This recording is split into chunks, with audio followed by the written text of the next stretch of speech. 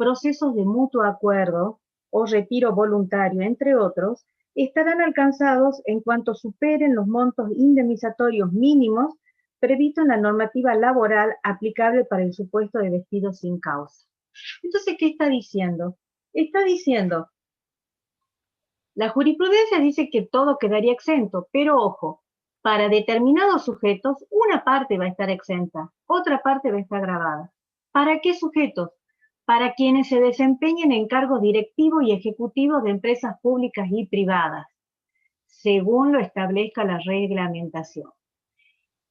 Sin duda, llevar esto a la práctica, objetivizarlo, establecer quiénes son los que quedan alcanzados, es bastante complicado, pero algo trató de hacer el artículo 180 del decreto reglamentario. Y el artículo 180 del decreto dice, quedan comprendidas en las previsiones del segundo párrafo del artículo 82 de la ley las sumas que se generen con motivo de la desvinculación laboral de empleados que se desempeñen en cargos directivos y ejecutivos de empresas públicas y privadas. Hasta aquí no dice más que lo que dice la ley. Que reúnan en forma concurrente las siguientes condiciones. Y dice, que hubieran ocupado o desempeñado efectivamente en forma continua o discontinua dentro de los 12 meses inmediatos anteriores a la fecha de la desvinculación, cargos en directorios, consejos, juntas, comisiones ejecutivas o de dirección, órganos societarios asimilables o posiciones gerenciales que involucren la toma de decisiones o la ejecución de políticas y directivas adoptadas por los accionistas, socios u órganos antes mencionados. Y a su vez, que la remuneración bruta mensual tomada como base para el cálculo de la indemnización prevista por la legislación laboral aplicable supere en al menos 15 veces el salario mínimo vital y móvil vigente a la fecha de la desvinculación. Fíjense que si bien el artículo 82 pareciera ser amplio, porque dice a quienes cargo directivo y ejecutivo de empresas públicas y privadas. El artículo 180 del decreto reglamentario lo restringe a determinados cargos y que hayan desempeñado por lo menos trabajo durante los últimos 12 meses inmediatos anteriores a la fecha de desvinculación. Y a su vez también que la base para el cálculo de la indemnización, según la legislación laboral, supere al menos 15 veces el salario mínimo vital y móvil a la fecha de la desvinculación. Yo no manejo mucho lo que es la ley laboral, pero me parece que en cuanto a materia de indemnizaciones, no sé si superan lo que es el base para el cálculo de la indemnización, si supera 15 veces el salario mínimo vital y móvil. Ahora, bueno, se está modificando el salario mínimo vital y móvil, creo que está en 23.000, 24.000, una cosa así, bueno, 15 veces es bastante amplio. No hay jurisprudencia sobre este tema, ¿sí? ¿Por qué? Porque toda la jurisprudencia que hemos mencionado antes se refiere a situaciones anteriores a esta modificación de la ley y por lo tanto no sabemos cómo fallarían la justicia ante situaciones de este caso. Algunos autores indican que esta norma es violatorio del principio de igualdad, ¿sí? La doctrina también dice que es bastante complicado de aplicarla, que pese a que el decreto reglamentario trató de aclarar, en realidad lo complicó un poco más. Hay varios artículos de doctrina interesantes, pero bueno, tenemos que seguir adelante porque si no, no vamos a llegar. Pero si a alguien le interesa, bueno, hay unos cuantos artículos en el REPAR interesantes sobre el tema. Bueno, terminado el artículo 82b, que era el de ingresos en relación de dependencia. Arranquemos por el C, que tiene lo suyo también. ¿Qué nos dice el inciso C? Nos dice, constituyen ganancias de cuarta categoría las provenientes, C, de las jubilaciones, pensiones, retiros o subsidios de cualquier especie, en cuanto tengan su origen en el trabajo personal y en la medida que hayan estado sujetos al pago de impuestos de los consejeros de sociedades cooperativas, y esta fue una modificación de la 27.617, y de las asignaciones mensuales y vitalicias reconocidas a presidentes y vicepresidentes de la Nación, dispuesta por la Ley 24.018. Recordamos que esta fue la última reforma de la ley publicada el 21 de abril, hace menos de 3 semanas, y que todavía, menos de 2 semanas, y que todavía no ha sido reglamentada. Ahora, la pregunta del millón es, ¿tienen que estar grabadas en el impuesto a las ganancias las jubilaciones? Y como sucede en temas tributarios, que si hay 2 contadores hay 3 opiniones, la doctrina está dividida. Hay quienes consideran que las jubilaciones no son una ganancia alcanzada, no deben estar alcanzadas por el impuesto a las ganancias, porque se trata de consecuencia de estar cobrando algo que durante la vida activa también estuvo pagando impuesto a las ganancias. Entonces dice, si durante la actividad pagó impuesto a las ganancias, ¿por qué durante la pasividad también? Entonces sostienen que se estaría pagando 2 veces el impuesto a las ganancias. Otra doctrina entiende que analizan los requisitos del artículo 2, apartado 1. ¿Hay periodicidad? ¿Hay permanencia? ¿Hay habilitación? Y dice sí. Entonces, en consecuencia, esa jubilación tiene que estar alcanzada por el impuesto a las ganancias.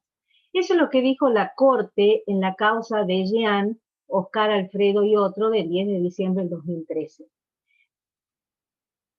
Desde mi punto de vista, personalmente, y no quiero involucrar a la cátedra porque es una que creo que estoy medio sola, es más, así lo expuse en un encuentro tributario hace un montón de años y me valió algunos tomates de algunos otros disertantes. Desde mi punto de vista, se dan los requisitos de periodicidad, permanencia y habilitación, pero ¿cuál es el problema? La consideración de qué es ganancia. Es decir, no es un problema de configuración del hecho imponible, sino es un problema de las deducciones del artículo 30. ¿Sí? ¿A partir de cuándo es ganancia? Entonces, normalmente una jubilación no pagaba impuesto a las ganancias. Normalmente nunca, de la misma manera que un maestro no pagaba impuesto a las ganancias. Sin embargo, hoy están pagando. Y si ven que lo que es el mínimo no imponible, ¿sí? A partir del nivel el cual hay que pagar impuesto a las ganancias, es bastante bajo. Entonces, desde mi punto de vista, es un problema no de configuración del hecho imponible, sino de política tributaria de quienes tienen que pagar el impuesto a las ganancias. Sin embargo, hubo una causa, García María Isabel, el 26 de marzo del 2019, que fue un puntapié inicial para toda una serie de fallos posteriores. Lo interesante de este fallo es que no dijo que no se configura el hecho imponible en el impuesto a las ganancias, no dijo que la jubilación no está alcanzada por ganancias, sino que dijo, ojo, hay que tener en cuenta las características personales de ese jubilado y la condición de vulnerabilidad de esa jubilada por ancianidad o enfermedad. Y entonces se le dijo, señor legislador, usted tiene que establecer normas en el impuesto a las ganancias para contemplar de no gravar con el impuesto a quienes están en situación de vulnerabilidad, ya sea por ancianidad o enfermedad. Lo cual es totalmente casuístico, ¿sí? ¿Por qué? Porque hay que analizar cada caso en particular. Entonces, en esta causa, como les digo, no se ha sostenido que la jubilación no esté alcanzada, sino que deberían quedar fuera del impuesto aquellos individuos que por su edad y estado de salud presenten un grado de vulnerabilidad. Y a continuación, después de la causa García, han habido bastante jurisprudencia que sigue la doctrina de García María Isabel, o sea, de esta causa de la Corte Suprema, donde se le da lugar al jubilado y analizando el estado de vulnerabilidad del jubilado que acciona contra la AFIP. ¿Por qué accionan contra la AFIP? Porque el ANSES les hace retención. Entonces, si sufrieron la retención, ¿qué tienen que ir? A pedir que se la devuelvan. ¿Y cómo van a ir a pedir que se la devuelvan? A través de un juicio de repetición. ¿Sí? Por eso es que se acciona contra la AFIP. ¿Sí? Entonces, bueno, el tema jubilaciones, como digo, es un tema muy conflictivo. De la misma manera que si los sueldos en relación de dependencia tienen que estar grabados o no tienen que estar grabados, si las jubilaciones tienen que estar grabadas o no, mitad de la biblioteca dice que sí, mitad de la biblioteca dice que no. Yo sigo sosteniendo, posiblemente en solitario, que es un tema de nivel de gravabilidad y no de configuración del hecho imponible. Pero mi posición posiblemente no sea compartida con otra parte de la doctrina, ¿sí? Y ya sé que la pregunta de ustedes es, y cuando nos hagan la pregunta, ¿qué contestamos? ¿Sí? Bueno, ustedes defiendan lo que ustedes crean. O, en cierta manera, digan, bueno, hay quienes sostienen esto por tales motivos, hay quienes sostienen esto por tal otro motivo. ¿Sí? Lo importante es que ustedes, y si lo que tratamos de transmitirles es cuando no hay consenso, bueno, cuáles son los elementos para analizar, para adherirse a una corriente o adherirse a la otra corriente. Hasta acá, Joaquín. Todo bien, no hay preguntas. Bueno. Lo que me gustaría decir es que, como vos decís, cuando se enrolen en una teoría, yo pienso esto por tal cosa y con un argumento válido, no a mí me gusta esta o a mí me gusta aquella postura y sin decir el por qué no sirve. Sí.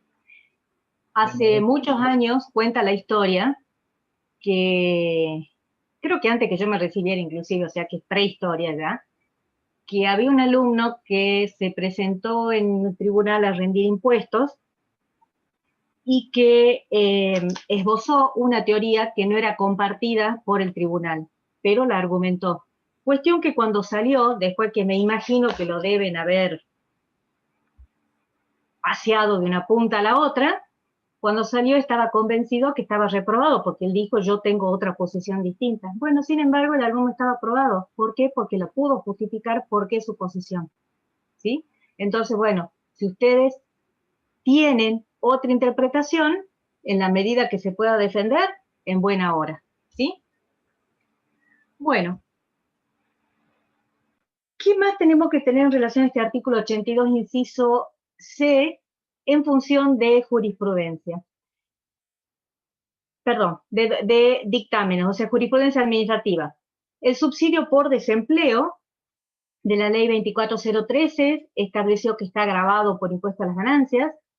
Las pensiones no contributivas de la ley 21540, 21607 y 24018 también están gravadas. Que la jubilación por invalidez también está alcanzada, pero que no va a estar alcanzada por el impuesto a las ganancias, la pensión honorífica del veterano de guerra, ni la pensión vitalicia de excombatientes de Malvinas, ni la asignación especial por estudios de los hijos de agentes de la AFIP excombatientes de Malvinas, que bueno, están abonadas según un acuerdo 11 del año 2008. De todos modos, me parece que todas estas pensiones no deben ni llegar a estar alcanzadas por el impuesto a las ganancias, no son tampoco importes tan importantes. Y fíjense que en este dictamen referido a la pensión vitalicia del excombatiente de Malvinas, ¿sí?, dijo que no encuadra en el artículo 79O y artículo 82C porque no tiene su origen en una relación de dependencia y tampoco es un subsidio periódico por no configurar las características, según la definición del diccionario de la Real Academia Española, de duración determinada y de prestación asistencial, ¿sí? ¿Por qué? Porque según la RAE, subsidio es prestación pública asistencial de carácter económico y de duración determinada. Entonces, con esos argumentos entendieron que esta pensión vitalicia de excombatientes de Malvinas no está alcanzada por el impuesto a las ganancias. Y les reitero, se agregó con la 27617 que pasan a estar grabadas las asignaciones mensuales y vitalicias reconocidas a presidentes y vicepresidentes de la Nación, dispuestas por la Ley 24.018. Todavía no está reglamentado. Veamos qué nos dice el inciso D del artículo 82, que constituyen ganancias de la cuarta categoría los beneficios netos de aportes no deducibles derivados del cumplimiento de los requisitos de planes de seguro de retiro privado, administrado por entidades sujetas al control de la Superintendencia de Seguros de la Nación, en cuanto tengan su origen en el trabajo personal. Bueno, ustedes ya han visto el tema de seguros de retiro. Ya hablamos de qué se trataba el seguro de retiro. El seguro de retiro es un complemento de la jubilación. Uno pone dinero, cuando llega a la edad jubilatoria puede retirar ese monto, ya sea como un solo pago o en pagos periódicos, ¿sí? Y fíjense en que dice los beneficios netos de aportes no deducibles. En realidad, también creo que les comenté que allá uno de los primeros artículos que yo escribí fue un análisis del tema de seguros de retiro. En realidad debió haber dicho aportes no deducidos, porque todo lo que uno pagó para constituir el fondo es deducible. La diferencia está en que una parte, ¿se acuerdan que hemos visto en el artículo 85, deducciones generales, que se puede deducir una parte del aporte, pero tiene una limitación anual? Lo que se excedió no es que no lo deduce, sino que lo va a computar como capital, como deducción, al momento que determine cuánto es la renta. Entonces, si bien la norma dice aportes no deducibles, debería decir aportes no deducidos, ¿sí? Bueno, si en el artículo 102 y 113 de la Ley de Impuesto a las Ganancias está cómo se determina esa renta. Lo importante acá es que ustedes tienen una norma parecida en segunda categoría. Y entonces, ¿qué lo tomo en segunda o en cuarta? Bueno, si el aporte se originó en el trabajo personal, va a ser una renta de cuarta categoría. Si no tiene origen en el trabajo personal, es renta de segunda categoría. ¿Cuál es la diferencia? Bueno, ambos tienen, se imputan por el percibido. En eso no hay diferencia. Pero si es renta de cuarta, puede gozar de la deducción especial, y si es renta de segunda, no. ¿Sí? Esa sería la diferencia. La determinación, sea de segunda o sea de cuarta, es exactamente lo mismo. Veamos el 82E. Dice que constituyen ganancias de la cuarta categoría las provenientes de los servicios personales prestados por los socios de las sociedades cooperativas mencionadas en la última parte del inciso G del artículo 48, que trabajen personalmente en la explotación, inclusive el retorno percibido por aquellos. Si nosotros vamos al artículo 48, que es el artículo de cuarta categoría, de segunda categoría, en el inciso G nos dice, cuando se trate de las cooperativas denominadas de trabajo, resultará de aplicación lo dispuesto en el 82E. ¿Y esto por qué? Porque una cooperativa de trabajo se constituye para justamente prestar algún tipo de servicio o hacer algún trabajo. Si vemos a Fernández Madrid, define que una cooperativa de trabajo, que en una cooperativa de trabajo no existe relación de dependencia, sino que todos son sus propios empresarios organizados a través de la cooperativa para determinada actividad. Quiere decir entonces que la renta que obtenga cada uno de esos asociados de la cooperativa de trabajo, y dice inclusive el retorno percibido por aquellos. ¿Qué es el retorno? El retorno es la utilidad, como si fuese el dividendo que cobra una sociedad anónima. Pero todo es consecuencia del trabajo personal de los cooperativistas. Entonces dice, bueno, todo es renta de cuarta categoría. ¿Sí? Entonces, las otras cooperativas va a ser renta de segunda, pero si se trata de ingreso obtenido por los socios de cooperativas de trabajo, va a ser una renta de cuarta categoría. Es más, están incluidos dentro del régimen de retención del RG 4003, que es aplicable para relación de dependencia.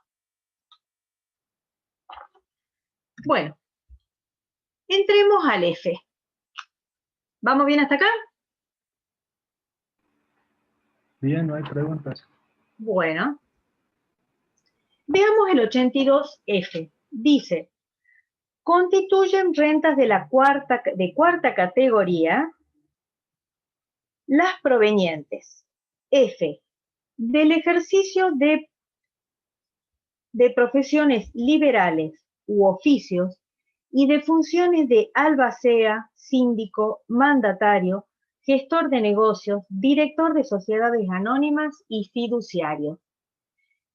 Y el segundo párrafo del inciso F dice, también se consideran ganancias de esta categoría las sumas asignadas conforme lo previsto en el inciso I del artículo 91 a los socios administradores de las SRL en comandita simple y en comandita por acciones.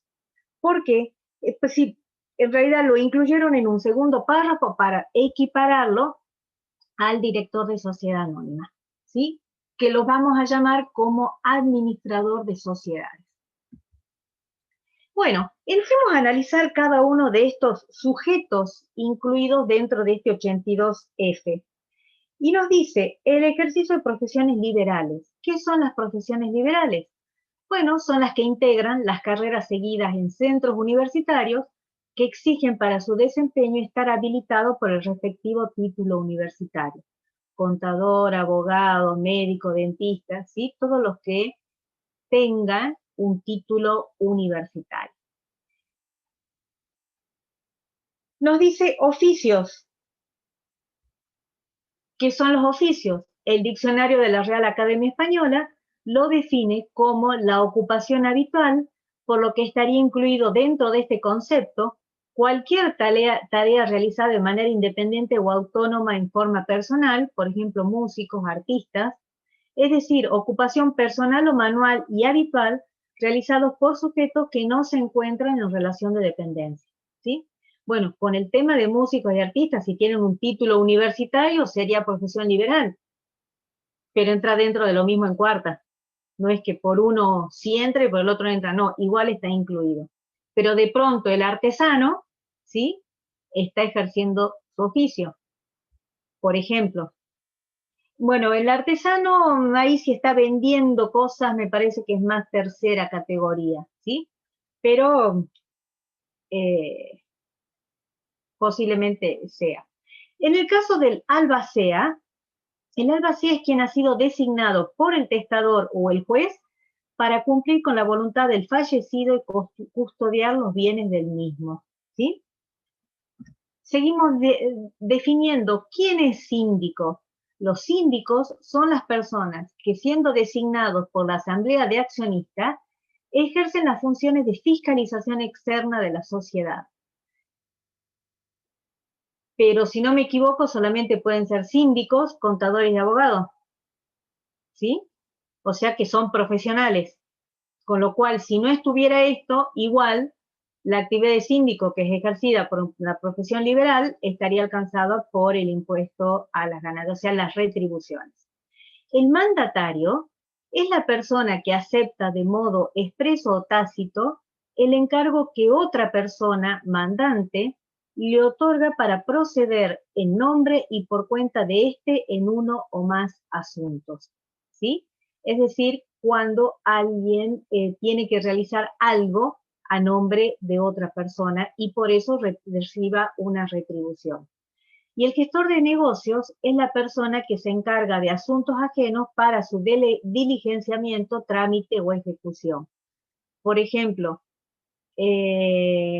quien se dedique a tramitar jubilaciones para otra persona, ¿sí? En definitiva, un gestor, ¿sí? La renta que se le genere va a ser de cuarta categoría. El director de sociedad anónima es quien tiene a su cargo la administración y representación de la sociedad, que incluye tanto los honorarios por función de director como por funciones técnico-administrativas, y sobre este tema ya vamos a volver enseguida. Los socios administradores de SRL, SRL, Sociedad Colectiva Simple, Sociedad Colectiva por Acciones, es lo mismo que el director. Es quien ejerce la administración y la representación de cada una de las distintas sociedades.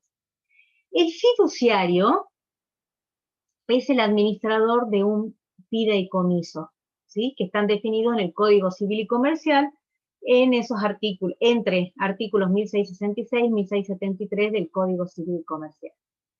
Los miembros del Consejo de Vigilancia son quienes fiscalizan las sociedades por acciones, ¿sí? ¿De dónde sale esa definición?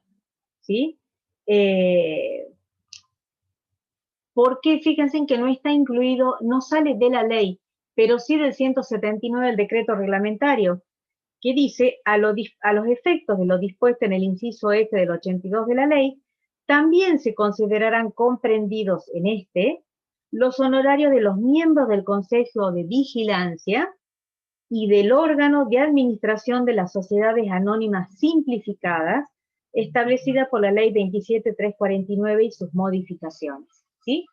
En estos casos, porque en el caso de miembros de órganos de administración es lo mismo, perdón, en el caso de las sociedades anónimas simplificadas de las SAS, quienes administren esas SAS, en definitiva, ejercen la administración y representación de este tipo de sociedades, o sea que la función que cumplen es exactamente la misma que el de un director de sociedad o el gerente, el socio gerente de una SRL. ¿Sí? A modo de repaso, a ver, recordemos, ¿se acuerdan cuando vimos, creo que la segunda clase, y definimos la teoría de la fuente y la teoría del balance? Cuando el profesional está organizado bajo forma de empresa que no sea sociedad de capital, del artículo 73, ¿se acuerdan que el artículo 2, apartado 2, decía que si esa actividad profesional la complementa con una actividad comercial, la renta que se genere va a ser de tercera categoría? Pero que si se trata de profesionales organizados bajo forma de empresa que no sea sociedad de capital y no lo complementa con una actividad comercial, la renta que se le genere va a ser una renta de cuarta categoría. ¿Se acuerdan? Que lo hemos visto, ¿sí? Lo pasamos rápido. Bueno, ya habíamos visto en todos estos casos, también lo habíamos visto en ese momento, el ejercicio profesional que requiere de importante capital y personal auxiliar, si era de tercera o cuarta categoría, que en el fallo Ramos era el caso del bioquímico, que tenía inversión en equipos importantes y que entonces, bueno, la AFIP entendió que era renta empresaria y la Corte le dijo, no señor, es trabajo personal, que para poder desarrollar su trabajo se valga de ayuda de equipos, o en el caso de Paracha o de Marbury o Farrell, de otras personas para poder desarrollar la actividad, no, en el caso Campbell también, el hecho de tener, si quiere decir algún tipo de infraestructura, no quiere decir que sea una empresa. ¿Sí? En definitiva, lo que dijeron es que no basta con que la actividad se encuentre organizada en forma de empresa para tributar bajo la tercera categoría, sino que es necesaria la realización de una actividad comercial en forma complementaria. Dice, siempre tiene que haber una actividad comercial en forma complementaria. Y entonces, si nos ponemos a analizar, vamos a analizar profesiones liberales, porque es lo que nos va a tocar de cerca, y los de administradores de sociedades. Fíjense que la ganancia bruta no está definida ni en la ley ni en el decreto reglamentario como renta especial de la cuarta categoría. Les es aplicable el artículo 2, apartado 1 de la ley, y siempre vamos a trabajar neto de IVA, porque el impuesto al valor agregado no forma parte de la base imponible. Ya lo vienen viendo en todos los trabajos prácticos, seguramente, que siempre se dice ingresos netos de IVA. Pero el artículo 8 del decreto, que alguna vez hemos mencionado, dice que deben incluirse también a las que se obtienen, o sea, aquellas rentas que se obtengan como consecuencia, lo vemos, artículo 8, las ganancias a que se refiere la ley en el apartado 1 de su artículo 2 comprenden asimismo a las que se obtienen como una consecuencia indirecta del ejercicio de actividades que generen rentas que encuadren en la definición de dicho apartado, siempre que estén expresamente tratados en la ley o en este reglamento. ¿Sí? Bueno, quiere decir que no solamente hay que ver lo que dice el 82 o cada uno lo que se dé en el 2.1, sino tenemos que ir a recorrer a ver si es que hay algo más. Y algo más tenemos en el 185 del decreto reglamentario. ¿Qué nos dice?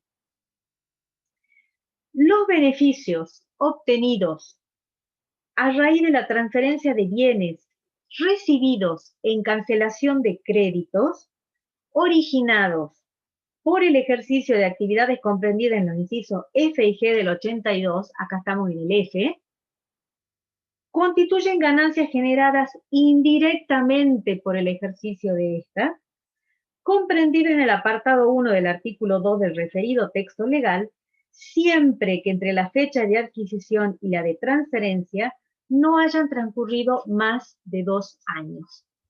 Traducido, ¿qué dice?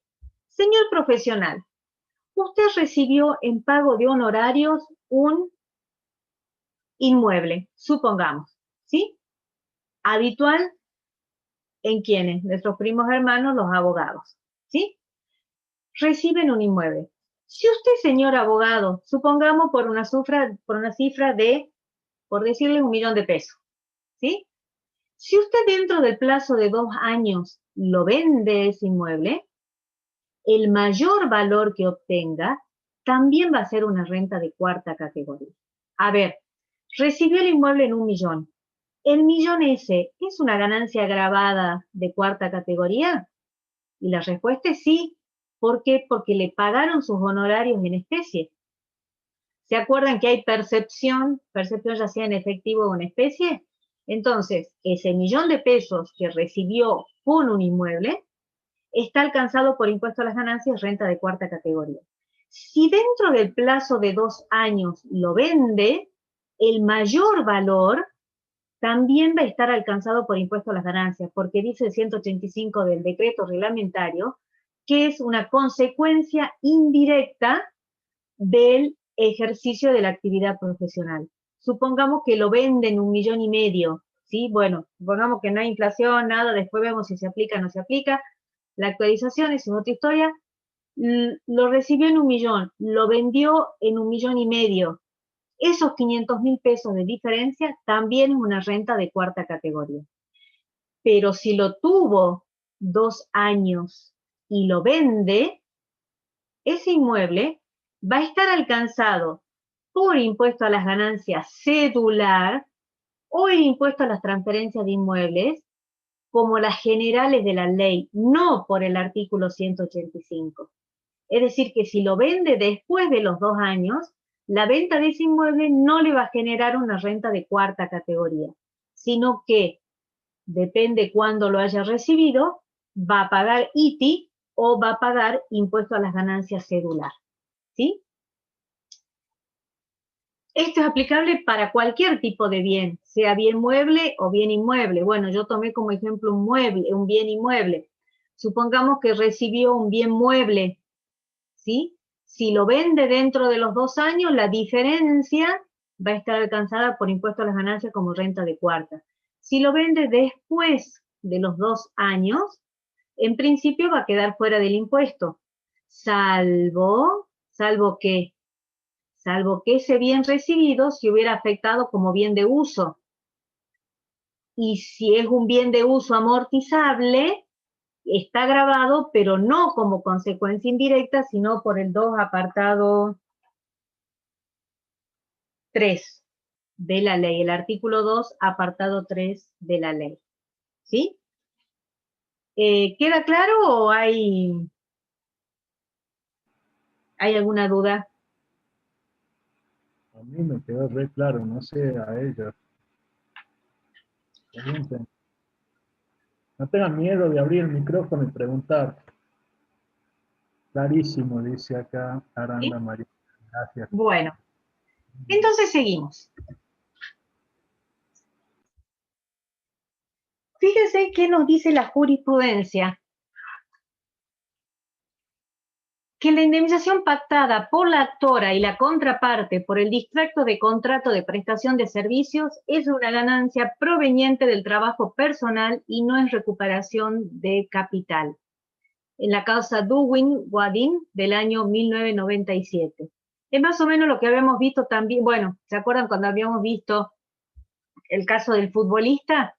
¿Sí? Lo del pase que decía no se configura el hecho imponible, no hay habitabilidad, no señor, todo eso es renta. ¿Y renta de qué tipo? De cuarta categoría, es el trabajo personal, ¿sí? Los beneficios otorgados a médicos relativos a asistencia a congresos profesionales o por estudio e investigación por los laboratorios, muchas veces los laboratorios le dan algún tipo de ayuda a los médicos. Dicen, bueno, son rentas gravadas. En el caso de los honorarios de médicos y reintegros de gastos, fíjense en que muchas veces, sobre todo, creo, bueno, en una época, no sé ahora los bioquímicos porque no veo las liquidaciones de los bioquímicos, pero en los bioquímicos, cuando prestan un servicio y cobran a través de la Asociación Bioquímica los honorarios de obras sociales, les pagaban, creo que sí, igual dos conceptos. Por un lado, honorarios médicos y por otro lado reintegro de gastos. Entonces, durante mucho tiempo consideraban que solamente estaba alcanzado los honorarios y no el reintegro de gastos. Sin embargo, el Tribunal Fiscal dijo que ambos son ganancias gravadas para el perceptor, por lo tanto, quien le pague tiene que retener sobre el total del pago y después computará los gastos a través de los comprobantes que tiene de los gastos que ha realizado. Pero ambos conceptos forman parte del ingreso gravado. Y acá un tema, ¿el anticipo a cuenta de honorarios es una deuda o es un ingreso gravado? ¿Sí? Por ejemplo, yo soy contadora, hoy me pagan un anticipo, o mejor dicho, ahora estamos en mayo, de acá que lleguemos a diciembre falta una eternidad. Supongamos que en diciembre del 2020 me anticiparon fondos porque querían asegurarse que yo les hiciera un trabajo, ¿sí? Entonces me dieron un anticipo. Pero yo el trabajo lo empecé a hacer en el mes de marzo. Ese anticipo que percibí en diciembre del 2020, ¿está alcanzado por impuesto a las ganancias o no? ¿Sí? Bueno, fíjense, es decir, si está alcanzado por impuesto a las ganancias, tengo que pagar el impuesto.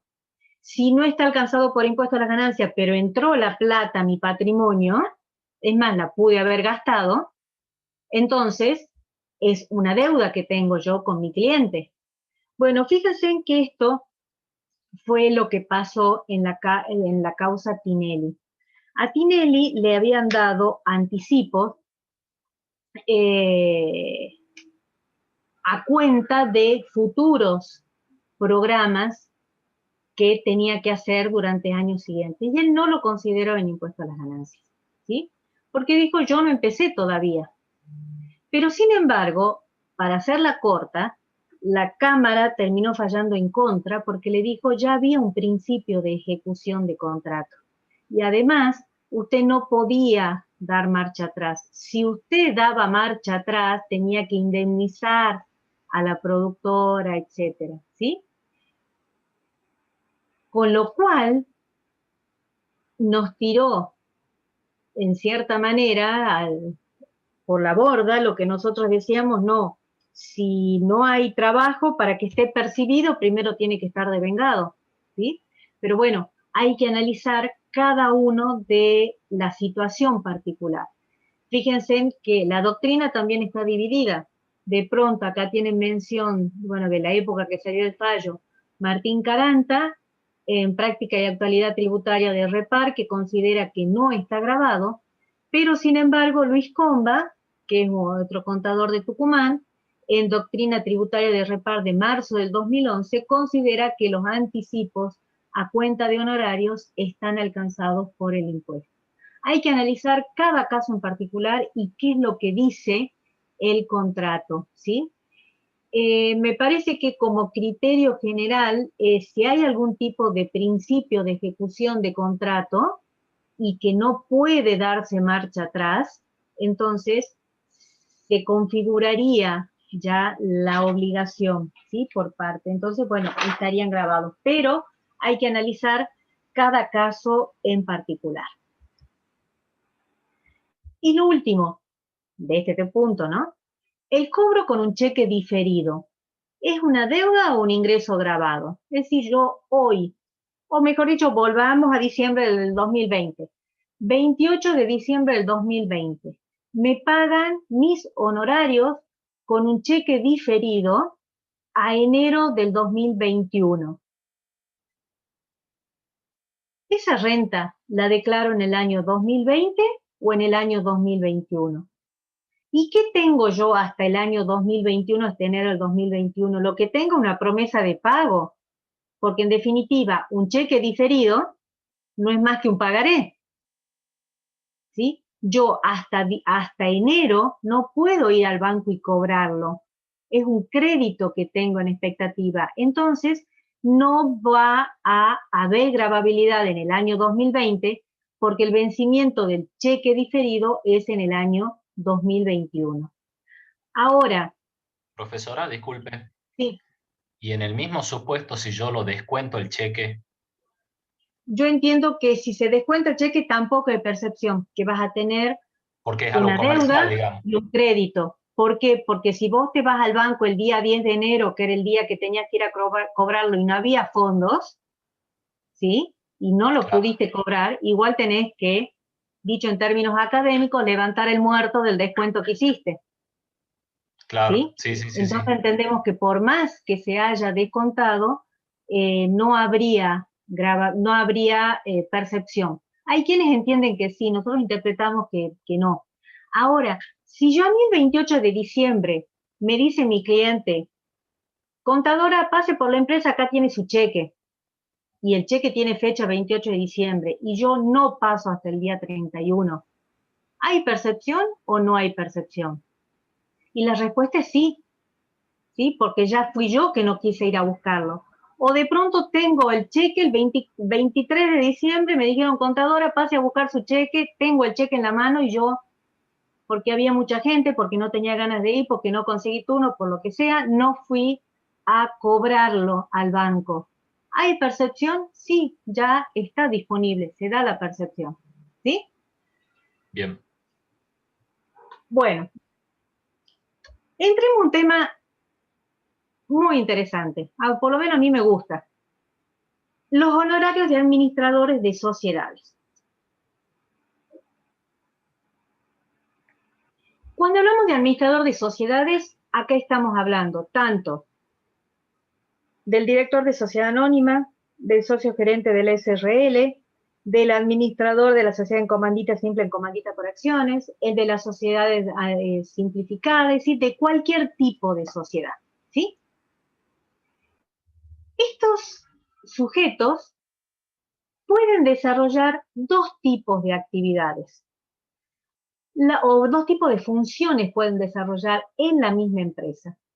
Las que se llaman funciones de administrador de la sociedad, es decir, el que representa a la sociedad ante terceros, el que tiene la firma de la sociedad y compromete a la sociedad con su firma, y las llamadas funciones técnico-administrativas.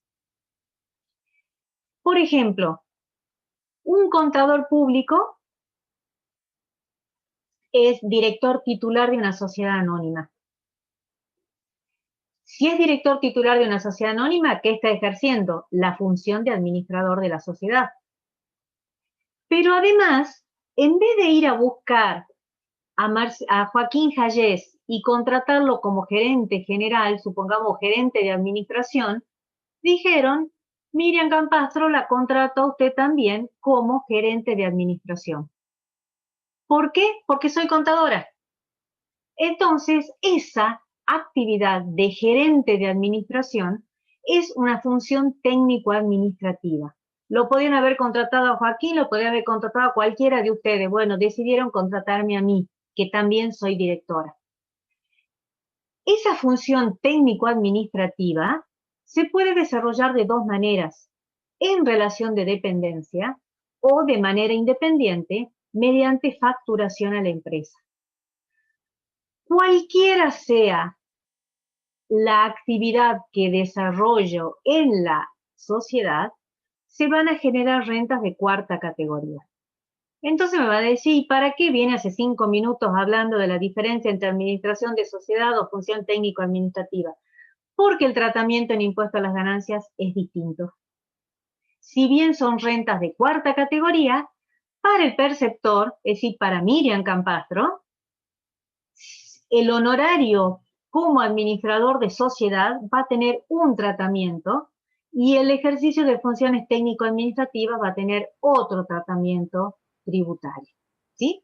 A su vez, en la sociedad también va a tener un tratamiento distinto, que lo vamos a ver muy por arriba porque después se va a ver en detalle en tercera categoría. Ahora nos centremos en cabeza del administrador.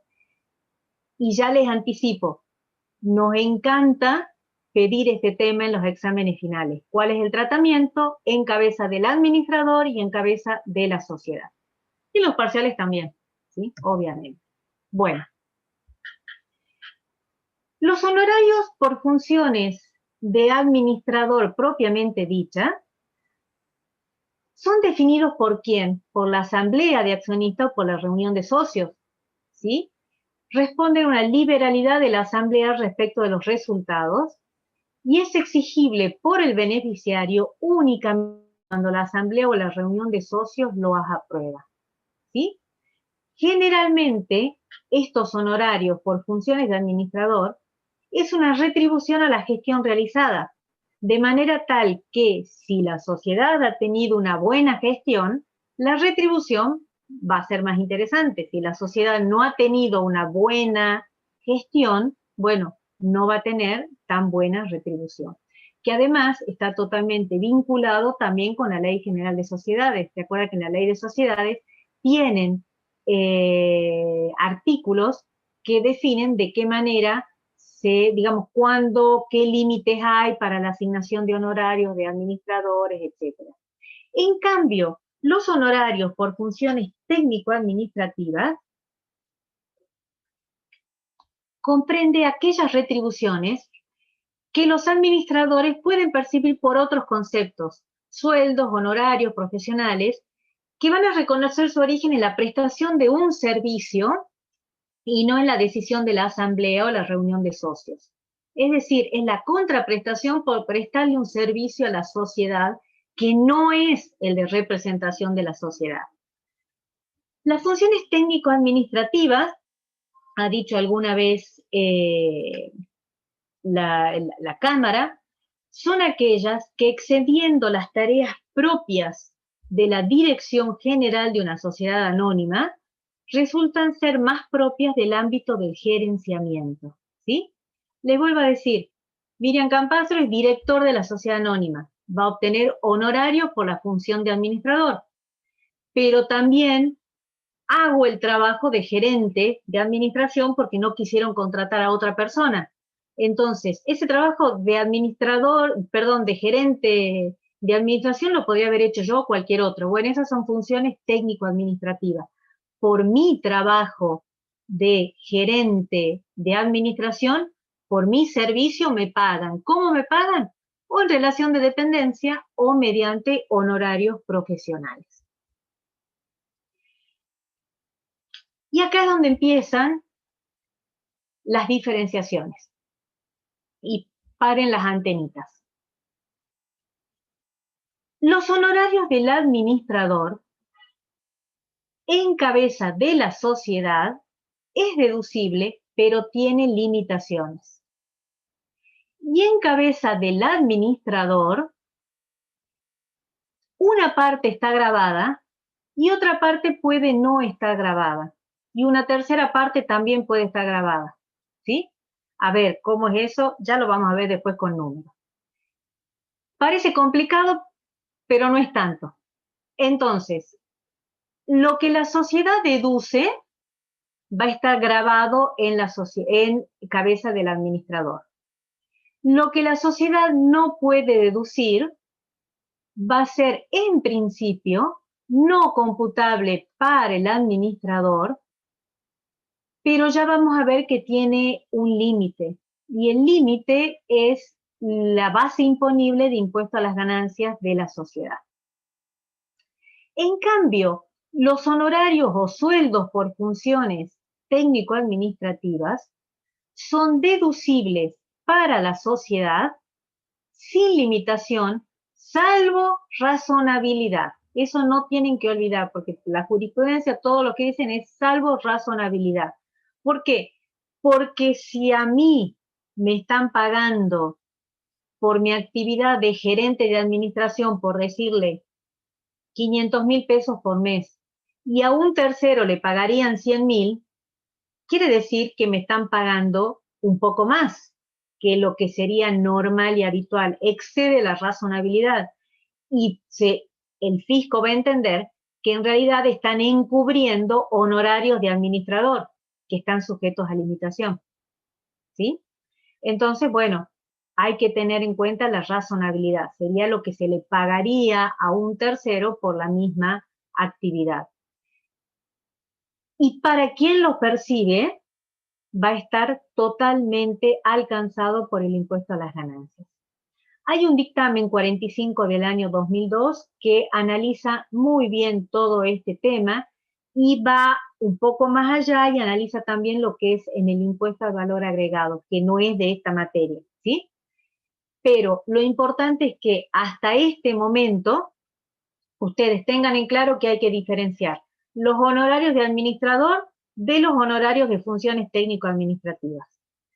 Los de funciones técnico-administrativas no tienen ningún tratamiento especial, deducible para la sociedad, sin limitación, salvo razonabilidad, y totalmente grabado para quien los está percibiendo. ¿Sí? Entonces lo que tenemos que analizar es cuál es el tratamiento de los honorarios de los administradores de sociedades por representación de la sociedad. ¿Y se acuerdan cuando vimos imputación? Y para que vean que todo tiene que ver con todo, habíamos dicho que las rentas de cuarta categoría se imputan por el percibido, pero que en el caso de administradores de sociedades había un percibido especial. Y decíamos que se va a considerar percibidos o que van a ser imputados por el perceptor al año fiscal en que la asamblea o reunión de socios, según corresponda, apruebe su asignación. Es decir, hasta que no se reúna la asamblea o la reunión de socios y diga, esta asamblea o reunión decide asignar honorarios a los administradores, hasta ese momento no hay imputación de ganancias. Y habíamos dicho también que la asamblea o la reunión de socios puede asignar honorarios de manera global, es decir, asígnese al directorio o a los socios gerentes, porque puede haber más de uno en una SRL, la suma de tantos pesos, la cual será distribuida por el directorio o por la gerencia, ¿sí? Entonces, el artículo 69 del decreto reglamentario dice, hasta que no se sepa cuánto es la asignación individual, no va a haber percepción, ¿sí? Dice, debe considerar el año fiscal en que se efectúe la asignación individual. ¿Por qué la asignación individual? Porque es en ese momento cuando cada perceptor sabe cuánto es lo que le toca. Pero, ¿qué pasa si corresponde imputación de la ganancia? ¿Por qué? Porque fueron asignados de manera individual, supongamos el 20 de diciembre, pero hasta el 3 de enero no se cobran, y en el medio me cerraron un ejercicio. Y habíamos visto, creo que lo han visto, no sé si lo hemos visto nosotros, pero bueno, seguramente lo han visto en práctica, que el artículo 2.3 del decreto reglamentario dice que los contribuyentes tienen que presentar una declaración jurada donde digan cuáles son todos los bienes y todas las deudas que tienen al 31 de diciembre. ¿Para qué? Para sacar por diferencia entre lo que se ganó menos lo que se gastó, lo que se tenía al inicio, y lo que se tiene al cierre, lo que se consumió, que creo que ya lo están viendo dentro de los trabajos prácticos, que es el consumo, lo que se gasta para vivir.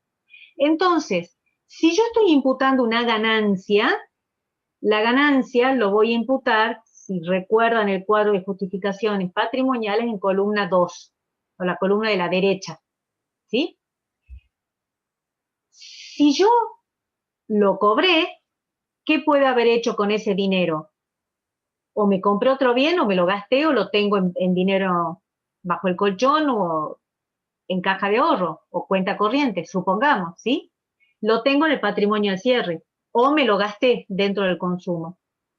Pero si yo imputo la ganancia en las columnas 2 o sí, a la derecha, no hago nada a la izquierda, me va a incidir en el consumo, que lo saco por diferencia.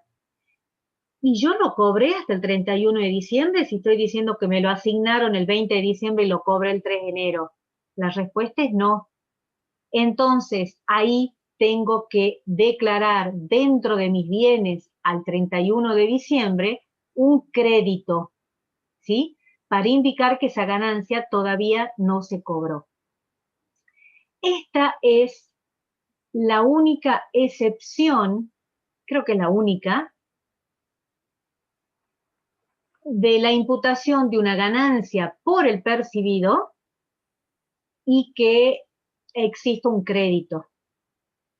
La otra excepción, en cuarta categoría. En segunda categoría tenemos también una excepción con los dividendos, porque pueden haber sido puestos a disposición y no se hayan cobrado. Pero en cuarta categoría creo que esta es la única excepción que hay, porque siempre decimos, si se imputa por el percibido, no hay ni créditos y normalmente tampoco hay deudas. Pero esta es una excepción, ¿sí? Bueno, hasta acá, ¿cómo vamos? Vamos bien. ¿Vamos bien? Bueno. A ver. Prendan las neuronas. Porque como ya les dije, es un tema que nos encanta pedir en los exámenes. ¿Cuál es el tratamiento para la sociedad? ¿Se acuerdan que yo recién les dije que era deducible con limitaciones? ¿Cuáles son las limitaciones? Bueno, el monto deducible, el monto máximo deducible, va a surgir de una triple comparación. En primer lugar, del 25% de la utilidad contable, considerando el propio impuesto a las ganancias, o 12.500 por cada perceptor, de los dos el mayor. Ese monto de 12.500 está creo que desde el año 1990, 1986, no sé, desde siglos atrás. Ahora se está modificando si es que prospera una ley que va a cambiar la gravabilidad de las sociedades, la percepción de los dividendos, pero bueno, esperemos que salgan, porque no es que aumentan los 12.500, sino que lo que hacen es incrementarlo si el director es mujer, o incrementarlo más si es transgénero, ¿sí? Entonces, bueno, pero todavía eso no ha sido tratado, recién tiene dictamen del director. Hoy lo que tenemos en la sociedad es que hay que hacer una primera comparación entre el 25% de la utilidad contable o 12.500 de los dos el mayor. Pero después hay que hacer una tercera comparación con lo efectivamente asignado y de los dos el menor.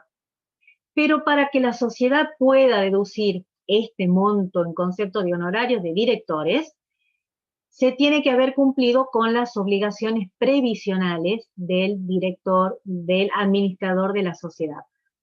No es tema de impuesto a las ganancias, sino es tema de previsional, ¿sí? De laboral. Todo administrador de sociedad tiene que pagar sus aportes de autónomo, ¿sí?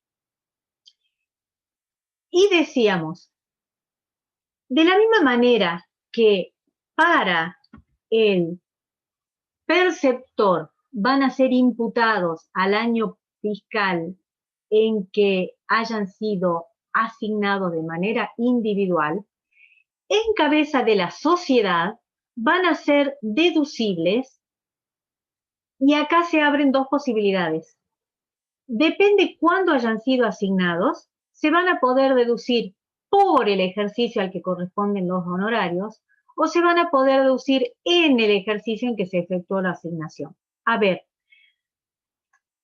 vayamos a lo más sencillo. Sociedad que cierra su ejercicio el 31 de diciembre del 2020. ¿Cuándo tiene que presentar su declaración jurada? Ahora, en la segunda semana de mayo del 2021. Si la asignación individual la hace hasta la segunda semana de mayo del 2021, o sea, hasta el vencimiento del plazo general para la presentación de la declaración jurada, esos honorarios que se asignen los va a poder deducir la sociedad en el ejercicio fiscal 2020. ¿Sí? ¿Por qué? Porque corresponden al ejercicio fiscal por el que se han generado. ¿Sí? En cambio, si la sociedad la asigna individualmente después del vencimiento de la declaración jurada, supongamos que no se reúne, no presenta su declaración jurada de ganancia, o después lo hace en julio, bueno, lo va a deducir en el ejercicio 2021. ¿Esto de dónde sale? Del artículo 91, inciso I, que ya se va a ver con mucho más detalle cuando se vea tercera categoría. ¿Sí? Bueno, esto es lo que les había dicho recién. Ahora, acá estamos analizando cuarta. Entonces vemos qué pasa en cabeza del perceptor. Y nos dice, esto no nos va a salir del artículo 82, sino que va a salir del artículo 91, inciso I, tercer párrafo de la ley. ¿Qué nos dice? Fíjense que estamos en rentas, en deducciones de la tercera categoría. El inciso I, tercer párrafo, dice, bueno, las sumas, en realidad está bien en el tercer párrafo, las sumas que superen el límite indicado tendrán para el beneficiario el tratamiento de no computable para la determinación del gravamen, siempre que el balance impositivo de la sociedad arroje impuesto determinado en el ejercicio por el cual se pagan las retribuciones. El importe que computó, dedujo la sociedad, va a estar grabado por el director, ¿sí? Por el administrador, no le llamemos director, por el administrador. Ahora, el importe que no pudo deducir la sociedad, dice este párrafo, van a ser no computables para el administrador, pero dice, siempre que el balance impositivo de la sociedad arroje impuesto determinado en el ejercicio por el cual se pagan las retribuciones. Entonces, si nosotros analizamos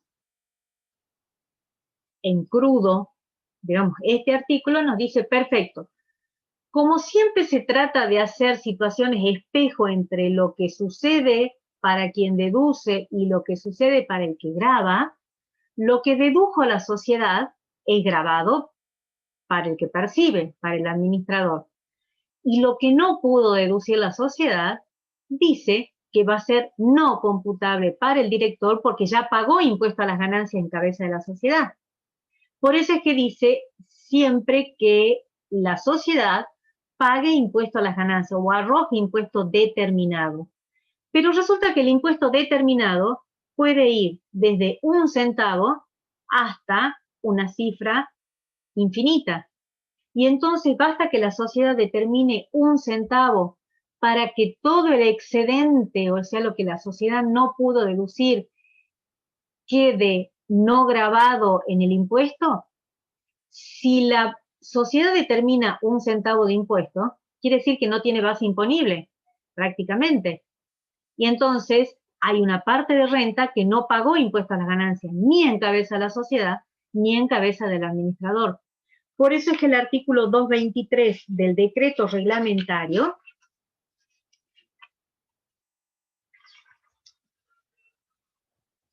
dice lo dispuesto. Es bastante complicado de entenderlo. Yo les voy a leer el 223, pero después se lo voy a traducir de manera práctica. ¿Sí? Dice, lo dispuesto en el tercer párrafo del inciso I del artículo 91 de la ley será de aplicación cuando el impuesto determinado en el ejercicio por el cual se pagan los honorarios de directores y miembros de consejos de vigilancia y las retribuciones de los administradores sea igual o superior, y acá es donde viene el trabalengua, sea igual o superior al monto que surja de aplicar la alícuota prevista en el artículo 73 a las sumas que superen el límite indicado en el segundo párrafo del mencionado inciso.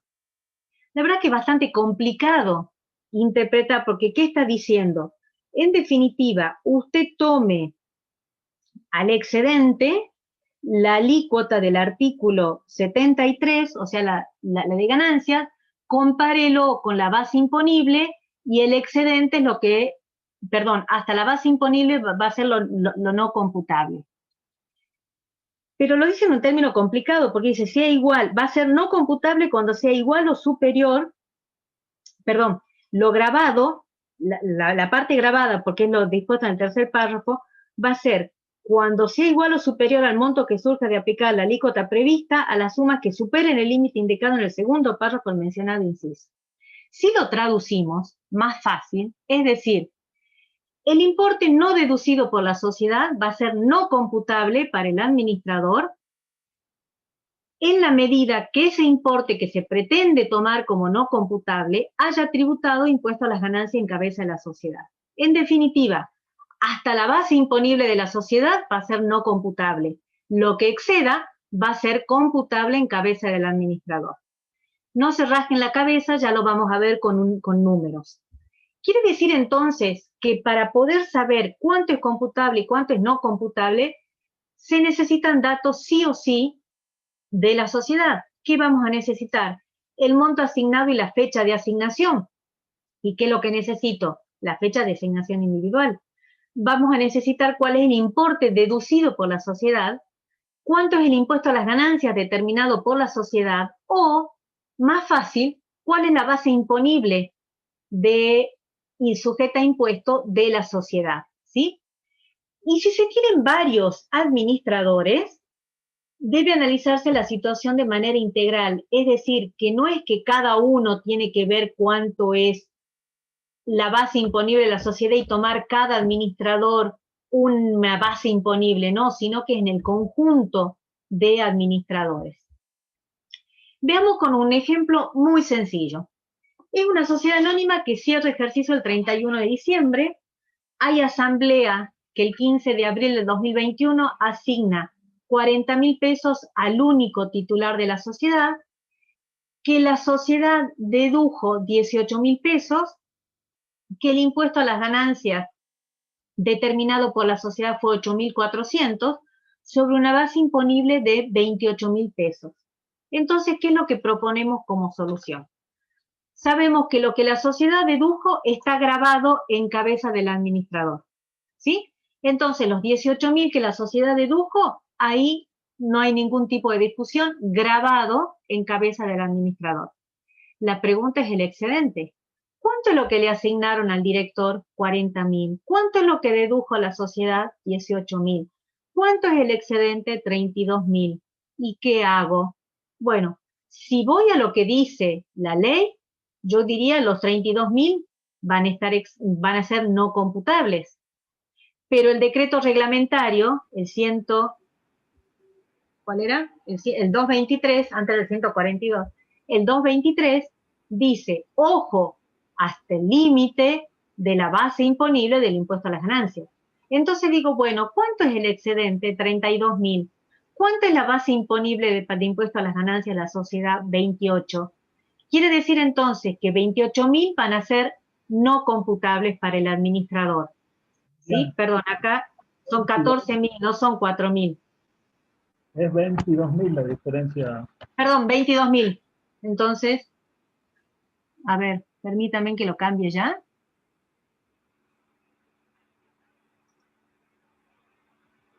Si puedo retroceder. Esperen que, como les he dicho más de una vez, soy medio troglodita. Ahí está. Volvemos.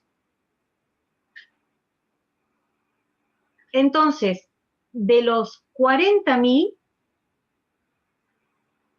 22, perdón, bueno, acá van a ser, sí, quedó mal el ejemplo. Bueno, los 22.000 van a ser, hagamos una cosa, por favor, porque me acabo de dar cuenta que en realidad deberíamos hablar, para que se dé este ejemplo, debería ser acá 50.000. ¿Sí? Acá serían 32, es así, ¿no es cierto? 50.000 menos 18 es 32.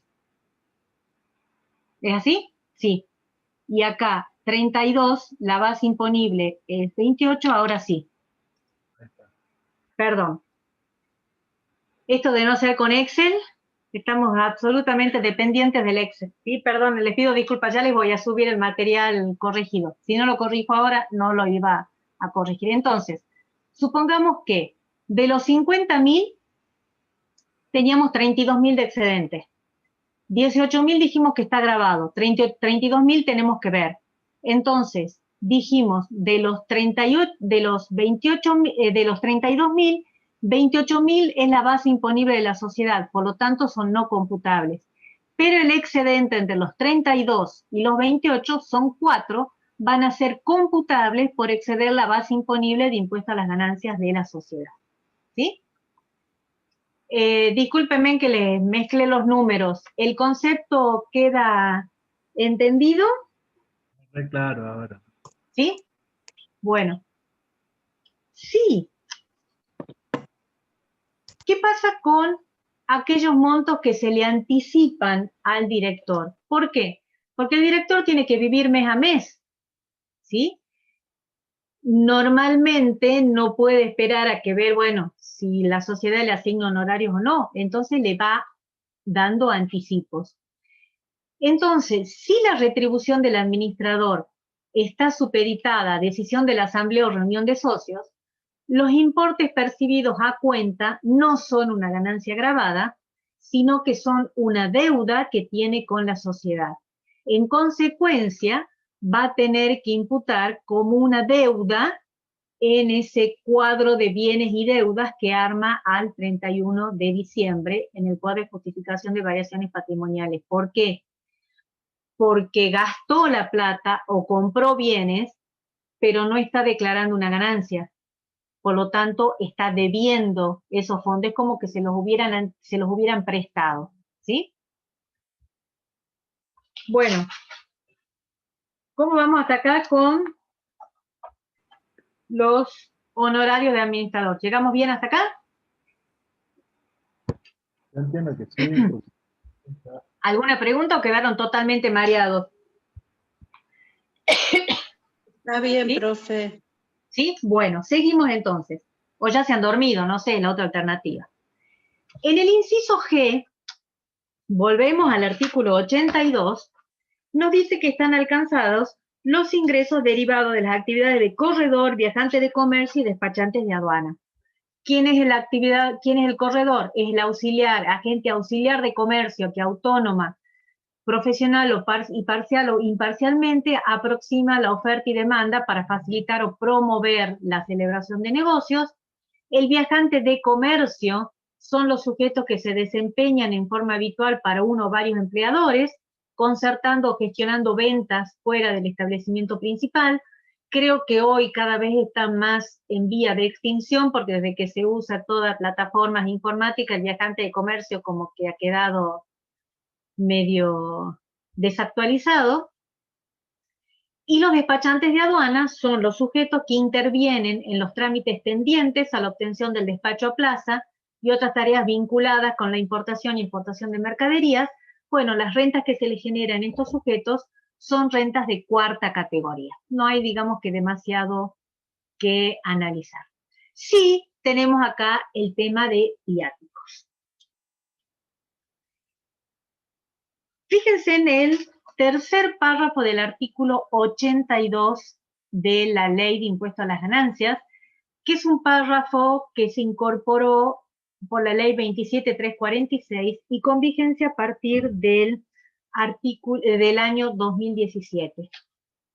Dice, también se considerarán ganancias de esta categoría las compensaciones en dinero y en especie y los viáticos que se abonen como adelanto o reintegro de gastos por comisiones de servicio realizadas fuera de la sede donde se prestan las tareas que se perciban por el ejercicio de las actividades incluidas en este artículo.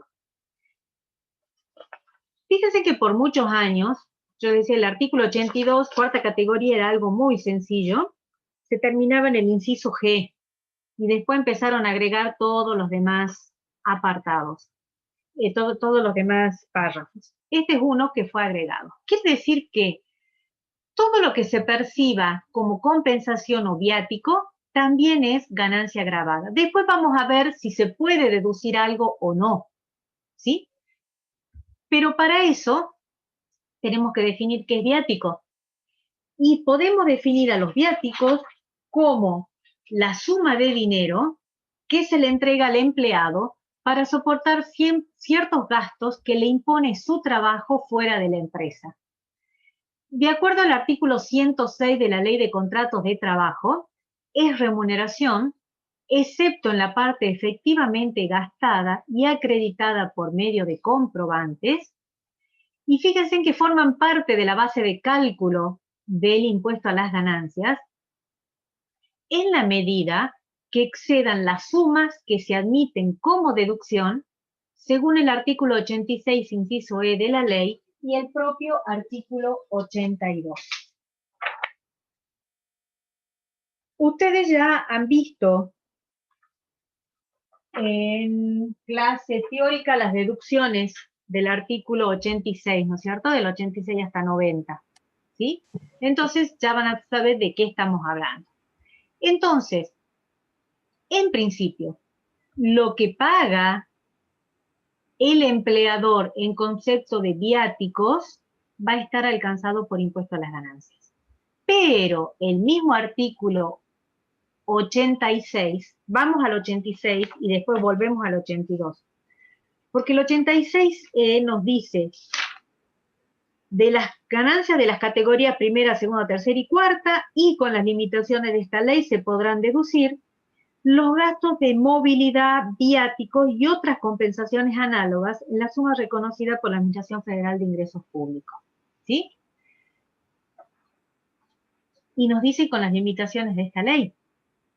Y alguna limitación la tenemos en el artículo 82, el primero, segundo, tercero, el cuarto párrafo. Este cuarto párrafo también fue modificado por la ley 27.617 hace 10 días, o un poco más de 10 días, y todavía no está reglamentado, ¿sí? Entonces vamos a analizar qué dice el artículo 82. Y dice, No obstante, tratándose de gastos de movilidad, viáticos y otras compensaciones análogas abonadas por el empleador, será de aplicación la deducción prevista en el artículo 86, inciso E de esta ley.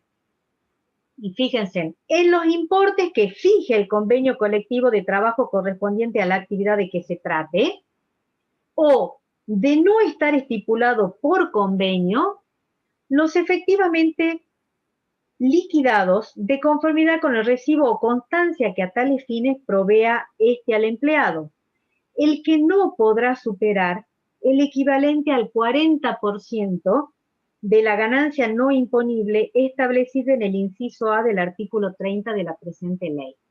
Otra vez referencia al artículo 30, al mínimo no imponible.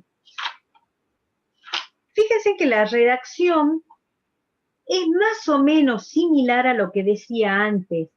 La única diferencia es que ahora hace una diferenciación según esté en el convenio colectivo de trabajo o no.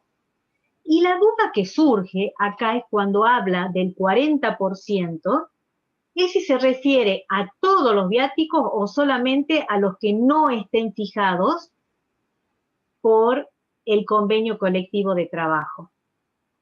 ¿Sí? Porque en otros casos dice, en este último caso no podrá superar el 40%. Acá no dice nada. No sabemos qué es lo que va a decir la reglamentación. Pero lo que está haciendo ahora es fijando parámetros objetivos. ¿Por qué? Porque antes no estaba claro y en definitiva lo había definido la AFIP a través de la resolución 4003. La resolución 4003 decía exactamente esto, ahora le dieron carácter legal. ¿Sí? En definitiva, de lo que se cobra de viáticos, si el convenio colectivo de trabajo correspondiente a la actividad prevé cuánto es el viático, ese monto va a poder ser deducido.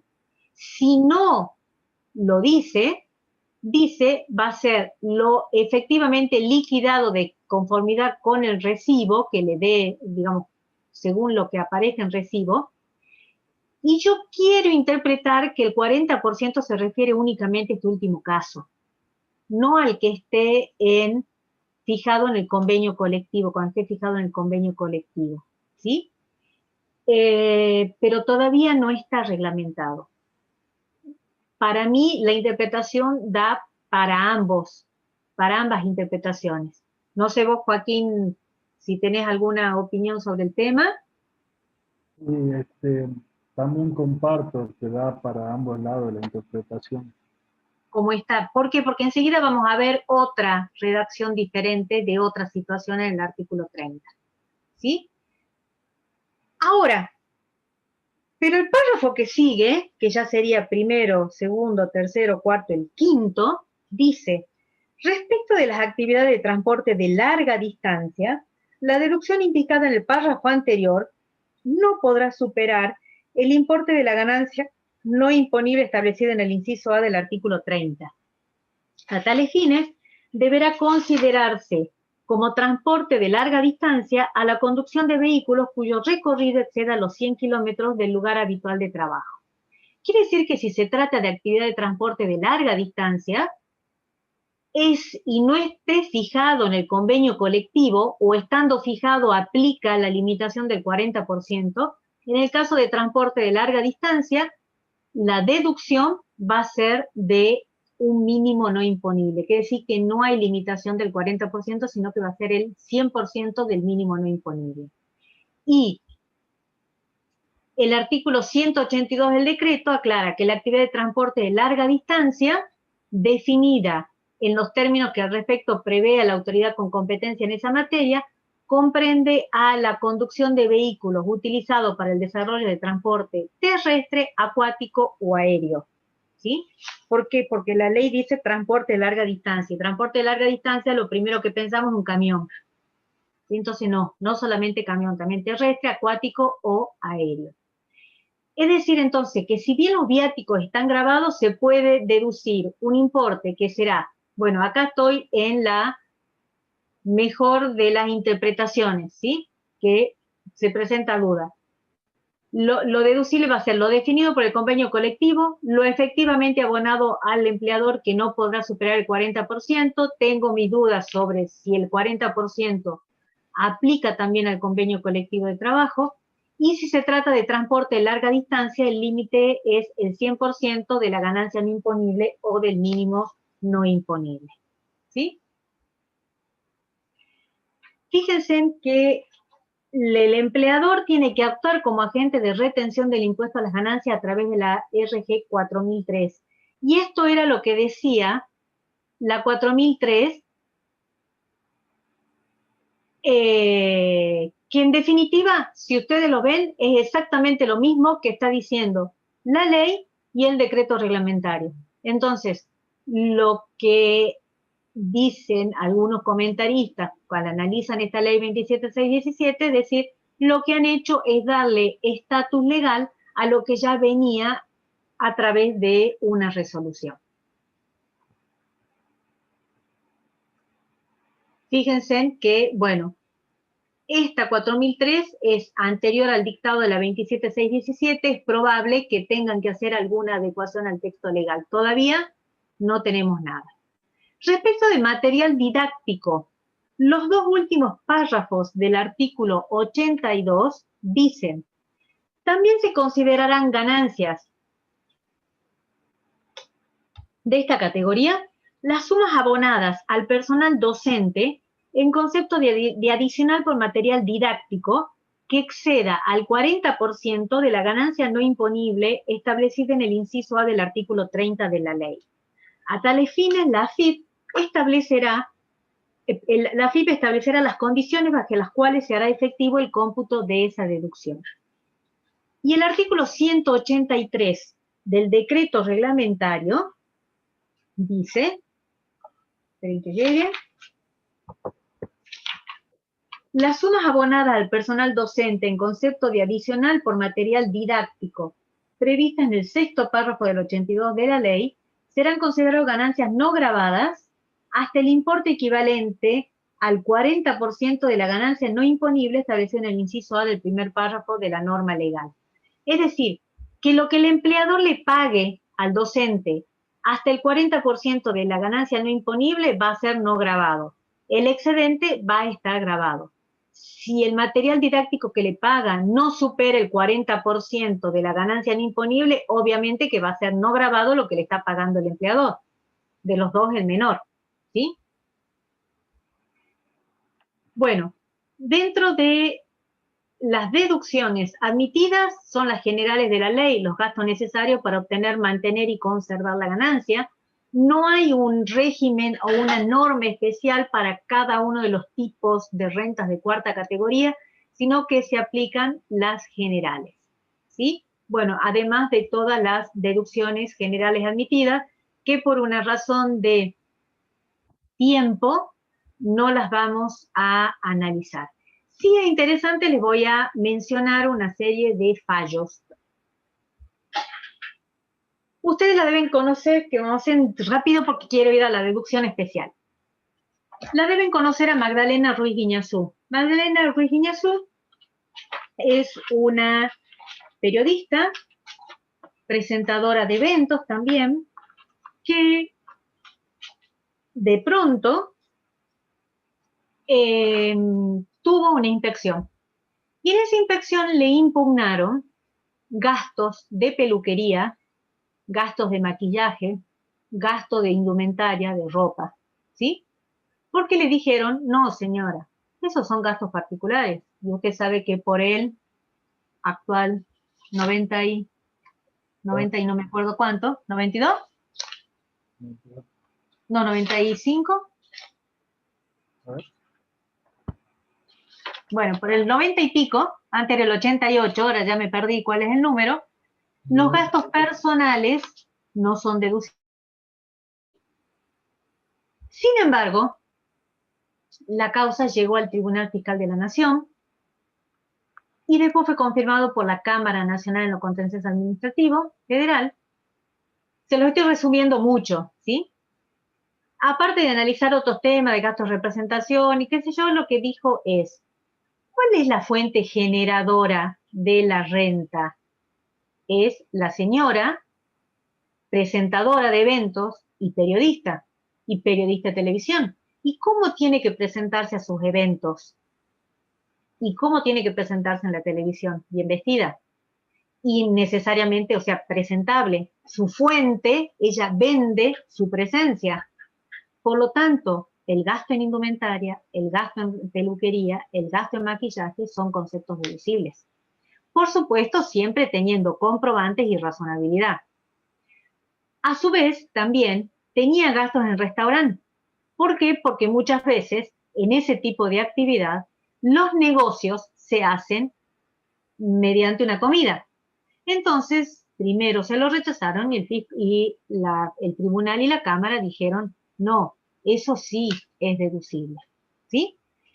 Con lo cual, si ustedes buscan doctrina, hay doctrina que hay artículos que dicen los gastos de imagen, ¿sí? ¿Son deducibles o no? Esto fue uno de los primeros fallos que nos hizo abrir los ojos y decir, ah, entonces el médico que tiene que usar un guardapolvo, ahí no hay duda que es un gasto necesario. Pero el abogado que tiene que presentarse con un traje a un juicio, ¿el gasto del traje es deducible o no es deducible? ¿Sí? Bueno, hay otro fallo que se llama García Longe Carlos Alberto, que fíjense en que de la misma sala y de la misma fecha del fallo de Magdalena Ruiz de Arzú. ¿Ustedes saben quién es García Longe Carlos Alberto? Si yo les digo por García Longe, Carlos Alberto, García Longe, no tienen idea. Si yo les digo Charly García, puede ser que sí lo conozcan, ¿sí? Aunque bueno, es más de mi generación que de la generación de ustedes. Pero bueno, él también le hicieron una fiscalización similar y en definitiva le permitieron computar como deducción aquellos gastos de alimentación de épocas o de fechas cercanas a los conciertos, porque decía, se juntaban a ensayar en el departamento y se iban a comer al boliche de la esquina, ¿sí? Inclusive es muy gracioso porque le permiten computar como deducción. Parece que, bueno, sabemos que es medio histriónico en sus conciertos, entonces parece que en un concierto no sé si había roto una guitarra o un bafle.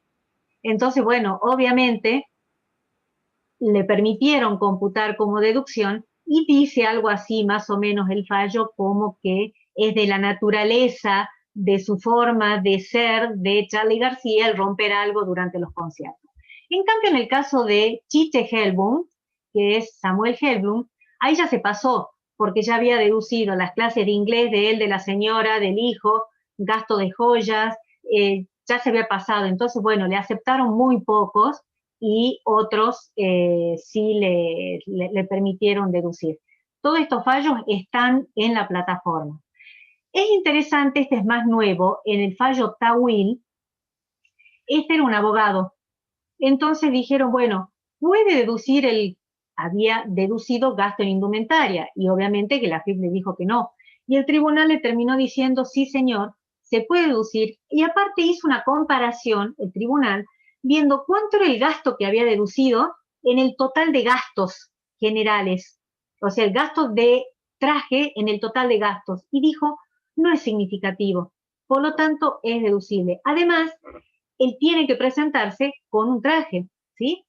Acá nos viene el problema de lo que sería toda la indumentaria de uso dual.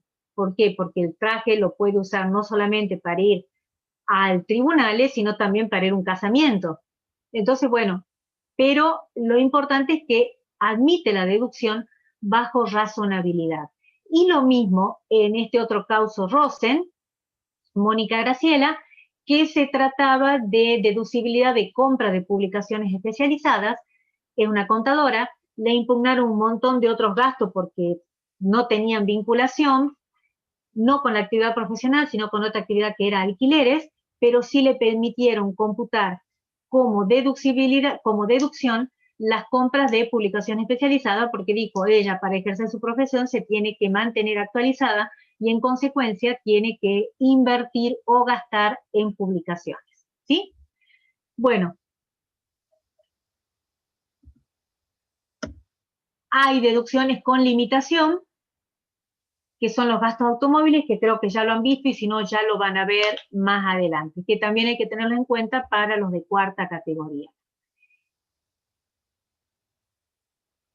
¿Cómo vamos acá hasta cuarta? ¿Queda algo de cuarta o me meto en lo que es deducción especial?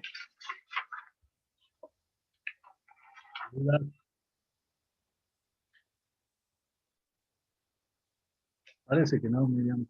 ¿Parece que no? ¿Estamos bien? Estamos bien. Estamos todos dormidos. Bueno, la ley 27.617 modificó el artículo 30 de la ley, entre otras cosas, ¿sí? Que todavía no está reglamentada. Habíamos visto que introdujo exenciones también que tienen vinculación con la cuarta categoría. Hemos visto que modificó también la renta de cuarta categoría e introdujo modificaciones a las deducciones personales. No sé si lo han visto, creo que por lo menos en una de las comisiones de práctica lo han visto. No sé si en todas las comisiones, no está en el material porque eso me lo comentaron hace un rato, pero dentro de las modificaciones también se introdujo la modificación a lo que sean las cargas de familia. Y fíjense que en cargas de familia, en el artículo 30, inciso B, nos dice que van a ser deducibles en concepto de cargas de familia siempre que sean residentes en el país, estén a cargo del contribuyente y no tengan ingresos superiores al mínimo no imponible. Y nos dice de una cifra por cónyuge y otra cifra por hijos, ¿sí? Pero ¿dónde está la modificación? La modificación está en que en el cónyuge incluyeron también como deducción a la deducción prevista en este apartado también será aplicable para los integrantes de la unión basada en relaciones afectivas de carácter singular, pública, notoria, estable y permanente de dos personas que conviven y comparten un proyecto de vida común, sean del mismo o de diferente sexo, que se acredite en la forma y condiciones que a esos efectos establezca la reglamentación. Pareciera que si vamos al Código Civil y Comercial, nos está hablando porque es prácticamente lo mismo que lo que dice el artículo 509 del Código Civil y Comercial de las uniones convivenciales. Entonces, la pregunta que se supone que tendrá que reglamentar el Poder Ejecutivo es ¿a quiénes se refieren? ¿Solamente a aquellas uniones convivenciales que estén registradas o a cualquier unión convivencial? ¿Sí? Porque hasta ahora nosotros decíamos, es necesario tener el vínculo de casamiento, es decir, el vínculo legal de matrimonio constituido para que él o la cónyuge sea deducible. Ahora se incluyen estas uniones convivenciales, pero ¿con qué alcance? No lo sabemos. ¿Sí? Tenemos que esperar la reglamentación. Y en el caso de hijos, también se introdujo un párrafo adicional que dice que la deducción solo podrá efectuarla, bueno, esto lo decía también antes, solo lo podrá efectuar el pariente más cercano que tenga ganancias imponibles. Lo que se modificó es que se incrementará para el caso del apartado 2 en una vez por hijo, hija, hijastro o hijastra incapacitado para el trabajo. ¿Sí? Quiere decir que si el hijo es incapacitado para el trabajo, no solamente no tiene límite temporal para ser deducido como carga, sino que también se duplica el monto de la deducción. ¿Sí? Y la pregunta es, ¿el hijo de la conviviente es deducible? Y la respuesta es no, porque no es hijo propio. Va a ser deducible por la conviviente o por el conviviente, ¿sí? Por el padre o la madre, por el progenitor, le llamemos sin distinción de género, por el progenitor o la progenitora, ¿sí? Pero no por el conviviente. Bueno, y entonces entramos al 30C. El 30C tiene una deducción especial que es para quienes obtengan renta de la cuarta categoría y para quienes obtengan renta de la tercera categoría, siempre que trabajen personalmente en la actividad. Pero hay requisitos. Haber dado correctamente el cumplimiento con las obligaciones previsionales hasta el vencimiento del plazo de la declaración jurada. Esto no surge del artículo 30, sino que surge del artículo 98 del decreto reglamentario.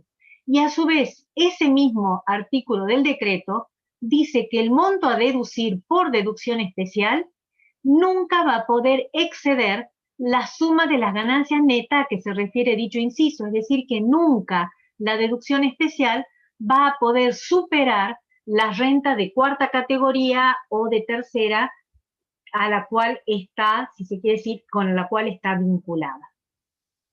Permítanme que vaya rápido, que no lea la ley, porque si no, no vamos a llegar. ¿Y cuáles son los importes a deducir? Bueno, esto fue el desbarajuste que hizo ahora el decreto, digamos, la 27617, que modificó. Nos dice, va a ser 2 montos del mínimo no imponible o de ganancia no imponible para quienes obtengan rentas de la tercera categoría y trabajen personalmente en la actividad, y quienes obtengan rentas de la cuarta categoría, pero de los incisos D, E y F y G. Seguros de retíbulo, cooperativas de trabajo, profesiones liberales, albacea, síndico, mandatario, director de sociedad, fiduciario, corredor, viajante de comercio y despachante de aduana. ¿Sí? Ahora, el monto a deducir va a ser de 2,5 veces la ganancia no imponible, cuando para todos estos sujetos se trate de nuevos profesionales o nuevos emprendedores. Y son nuevos profesionales aquellos que tengan hasta 3 años de antigüedad en la matrícula, o nuevos emprendedores que tengan hasta 3 años de antigüedad contados de su inscripción como tales, y siempre que cumplan con el pago de los aportes previsionales. O sea que el requisito básico para deducir la deducción, para computar la deducción especial, es haber cumplido con las obligaciones previsionales que ya vamos a ver después. Ahora, ese importe a deducir va a ser de 4,8 ganancias no imponibles para quienes obtengan rentas en relación de dependencia, cargos públicos, o sea, el 82A, el 82B y el 82C. Cargos públicos, magistrados, relación de dependencia y jubilados, ¿sí? Es decir que si yo trabajo como contadora de manera individual, voy a tener 2 ganancias no imponibles. Si trabajo en relación de dependencia, 4,8 ganancias no imponibles, ¿sí? Mi trabajo profesional es el mismo, sea en relación de dependencia o sea de manera independiente. Entonces, ¿por qué el tratamiento diferencial entre el autónomo y el que está en relación de dependencia? Hace muchos años, capaz que 10, 12 años atrás, esto no era así, todo era lo mismo. Después, bueno, empezaron primero 1 vez y media, 2 veces, 3, bueno, ustedes pueden ver acá lo que es el poder de los sindicatos. Ahora, si se tiene ambos tipos de rentas, ¿cómo hago? Porque la deducción especial que se toma es una sola, no es que tomo una por ser empleado en relación de dependencia y otro por ser liberal. Por ejemplo, Miriam Campastro es profesional independiente, obtiene ingresos del 82F y a su vez empleada en relación de dependencia en la universidad, 82C, 82B, B, ¿sí? Entonces, ¿qué tomo? ¿Cuál de las dos tomo? Y eso está en el 98 del decreto reglamentario, que también con palabras complicadas dice, en definitiva, se los voy a traducir, ustedes vean el artículo 98, pero mi reglita mnemotécnica personal y que me sirve es independizar cada renta y analizar cuánto se podría tomar por cada una de ellas de manera independiente y de ambas tomar el mayor. Por ejemplo, supongamos que la renta neta del 82B sea 750.000 pesos en relación de dependencia y la renta neta independiente 450. Entonces digo, bueno, si yo tengo una renta en relación de dependencia, los 750.000, ¿cuánto puedo tomar de deducción especial total? La total es 804, pero acabamos de ver que no puede superar la renta de cuarta. Entonces voy a tomar 750.000. Si solamente tuviera la renta en relación de dependencia. Si solamente tuviera la renta independiente, ¿cuánto podría tomar de deducción especial? 335, 356. Entonces ahora comparo. De ambas, la que puedo tomar es la mayor. ¿Sí? Ahora, dice que esta deducción especial incrementada, la de 4,8, no va a ser de aplicación cuando se trate de remuneraciones de aquellos sujetos que tengan un régimen previsional especial en función del cargo desempeñado por el beneficiario y que conceda un tratamiento diferencial del haber previsional, de la movilidad de las prestaciones, así como de la edad y cantidad de años de servicio para obtener el beneficio jubilatorio. Y bueno, y se excluyen determinadas situaciones. Ahora, esto fue incluido por la 27, perdón, le puse 27.261, no sé por qué tengo en la cabeza la 27.261 y en realidad es 27.617, ¿sí? Creí que lo había corregido. Bueno, fíjense que este párrafo fue agregado. ¿Se acuerdan? Ustedes deben haber escuchado en la radio, en la televisión, que los sueldos hasta 150.000 pesos no pagan impuesto a las ganancias. Pero no hemos visto ninguna exención para los sueldos. ¿Cómo se logra que los sueldos hasta 150.000 pesos no paguen impuesto a las ganancias? A través de este inciso, de este apartado que dice, cuando se trate de las rentas del A, B y C, del artículo 82, o sea, las que tienen el 4,8 de ganancia no imponible como deducción especial, y con efecto exclusivo para los sujetos cuya remuneración y haber bruto no supere la suma de 150.000 pesos mensuales inclusive, deberá adicionar a la deducción del apartado 2 un monto equivalente al que surja de restar a la ganancia neta las deducciones a la ganancia neta las deducciones de los incisos A, B y C del presente artículo, de manera tal que será igual al importe que una vez computada determine que la ganancia neta sujeta a impuestos sea igual a cero. Traducido, ¿qué está diciendo?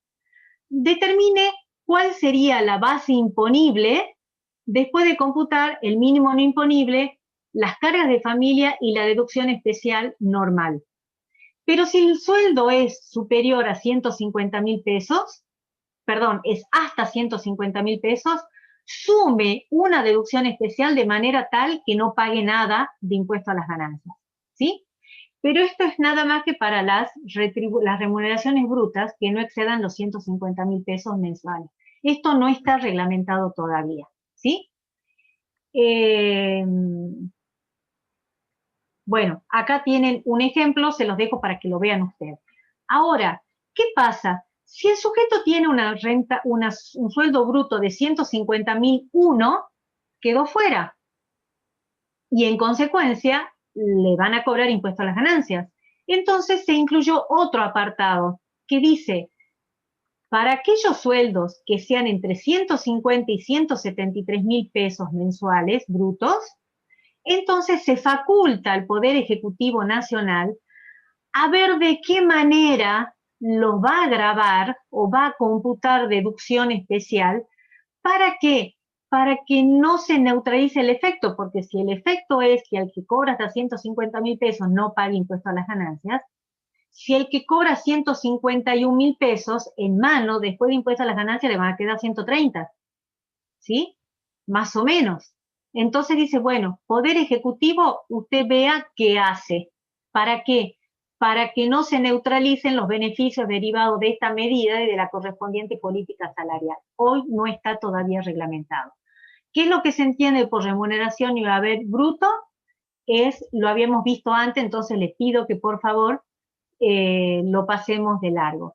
Y a su vez, quienes estén en zona patagónica, ¿sí?, van a incrementar las deducciones en un 22%.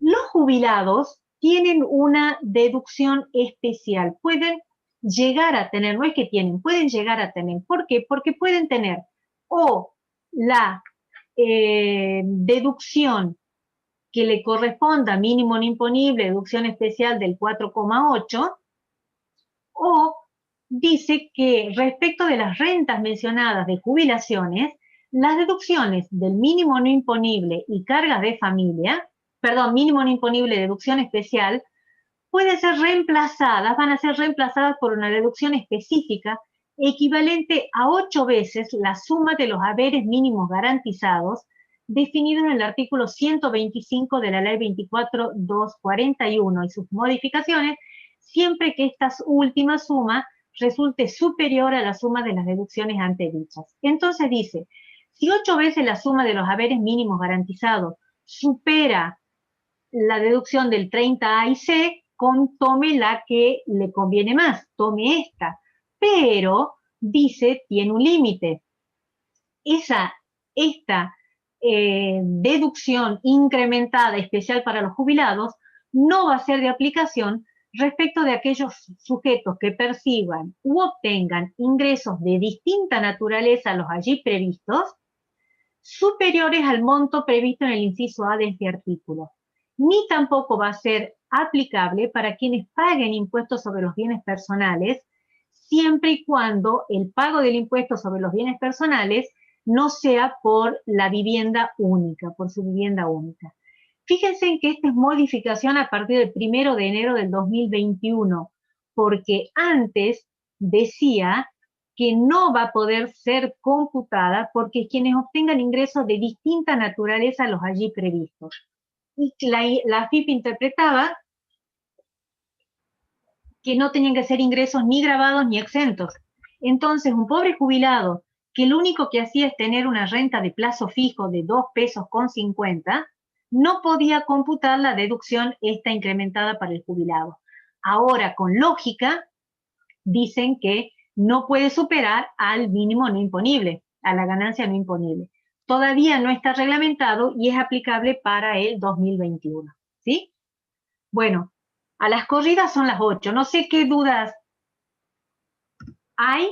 Disculpen que la última parte fue medio rápido, pero como les dije, a mí nunca me alcanza el tiempo.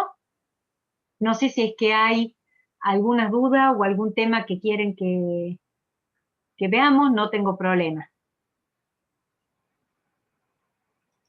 Pregunten. Y si no, vayan ¿No? a otras clases si quieren, ¿sí? De todos Bien. modos, dice que tiene duda, pero tiene otra clase, bueno, o plantéenla por la plataforma o mándenme mail y Por el foro lo puede preguntar. Hola, por el foro. buenas noches, profe. Sí, ¿Podés volver a explicar ese ejemplo cuando hizo los cambios de número? Ahí me perdí. bien, ya lo busco. El de De honorario los dice, honorarios directores, Sí, el de honorarios de directores. ahí voy, para que llegue. Ahí está. La asamblea le asignó 50.000 pesos al director, ¿sí? La sociedad dedujo 18.000. Entonces sabemos que lo que la sociedad dedujo va a estar grabado en cabeza del director. Por lo tanto, 18.000 pesos, que es lo que dedujo la sociedad, va a ser ganancia grabada en cabeza del director, ¿sí? Ahora, la pregunta es, ¿qué pasa con la diferencia?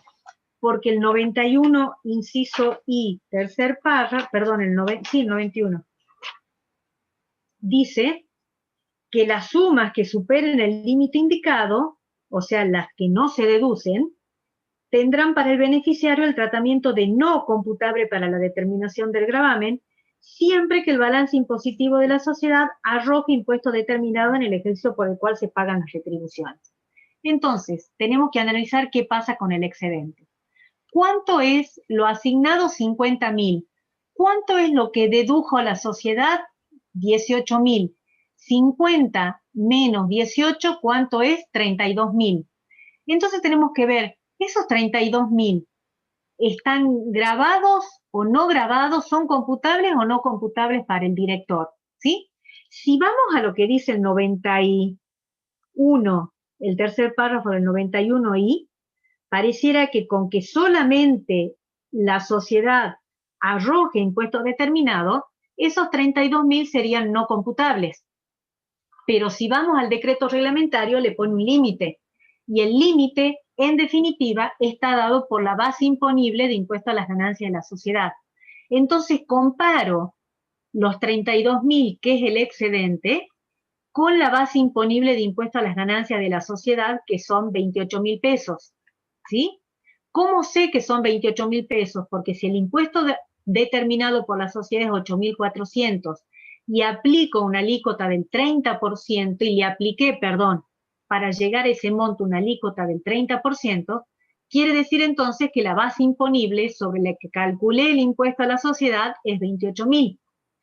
Entonces, de los 32.000, 28.000, que es la base imponible de impuesto a las ganancias de la sociedad, va a ser no computable para el administrador, y la diferencia entre los 28 y los 32.000, que son 4.000 pesos, van a ser computables porque exceden la base imponible de impuesto a las ganancias de la sociedad. Ah, gracias, profe, ahora lo entendí. Perfecto. Muchas gracias. Buenas De noches, nada. profe. De nada.